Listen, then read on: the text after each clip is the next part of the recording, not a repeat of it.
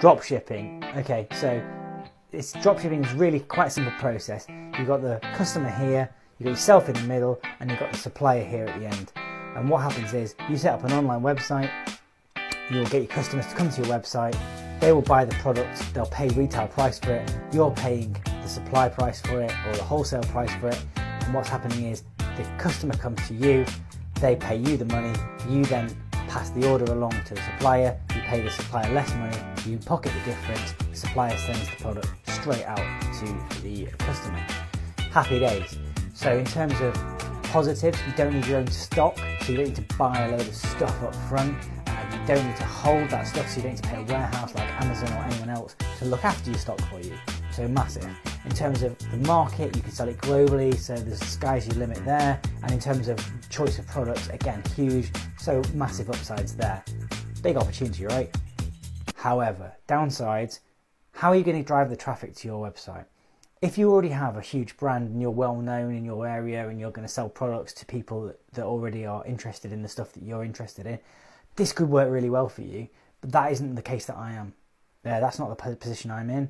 Reality is, I don't have that massive market already. I don't have an established e-commerce store, and therefore drop shipping, in order to make that successful, I need to invest a lot of money on online advertising and marketing. That's not something I want to do right now, so for me, it's a complete no-no.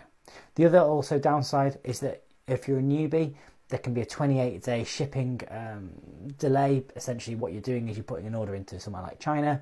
The reality is, to get something from China, they're going to ship it over. It's going to take you a couple of weeks to get over here. They've then got to sort it. They've then got to send it via Raw Mail or UPS. And it can also be a bit of a big perceived start, because it's a bit of a leap of faith, right? You don't know it's going to definitely work. Not until it's done it, and it could take quite a lag to see any sort of return emotionally on the investment.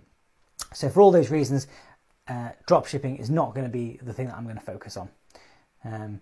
Like this, if you appreciate the explanation, if you're any other terms and definitions you don't know and you want to know about in terms of e-commerce and marketing and things, put it in the comments. I'm going to do one other video on I'm going to do a single video on each of the different things as we go forward. So if you saw my last video, you'll see that I labelled a lot of different items.